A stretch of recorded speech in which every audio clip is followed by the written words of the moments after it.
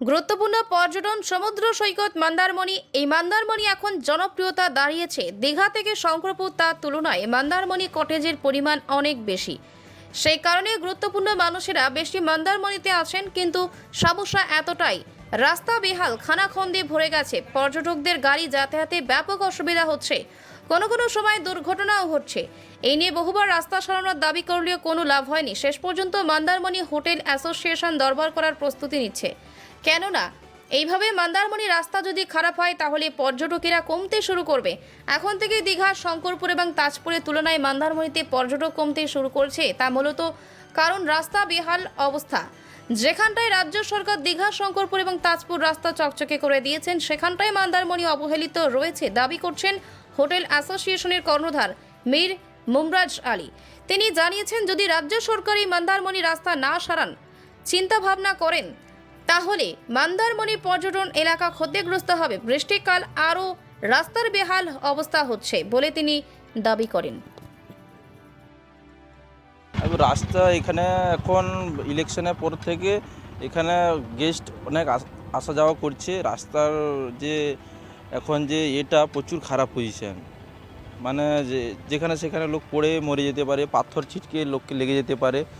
এই জিনিসটাকে আমি বলবো রাজ্য সরকারকে অতি শীঘ্রই কাজটা করার জন্য। এই রাস্তা খারাপের জন্য কি টুরিস্ট কিছুটা কমছে? এই রাস্তা খারাপের জন্য কিছু প্রভাব পড়ছে। টুরিস্ট একবার যে আসছে রাস্তার আসতে চাইছে না, তারপরে অনেক কিছু প্রবলেম হচ্ছে, জল জমা থাকছে।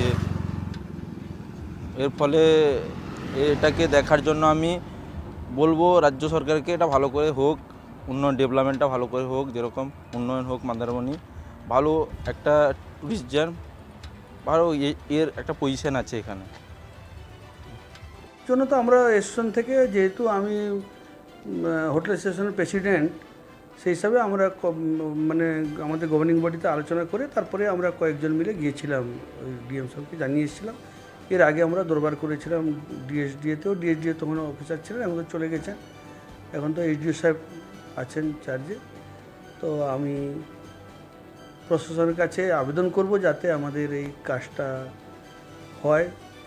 আবার দেখা করব, গিয়ে আবার বলবো যত তাড়াতাড়ি হয় এটাকে যদি মেরামত করে দেওয়া যায়। বেহাল অবস্থার কারণের জন্য কি পর্যটক কিছুটা একটু বিমুক্ত হচ্ছেই। একটা দেখুন, রাস্তায় যখন মানে একটা ওইটুকুন রাস্তা যেতে যদি আধ ঘন্টা 1 ঘন্টা লেগে যায়, তো সে তো বিমুক্ত হবেই।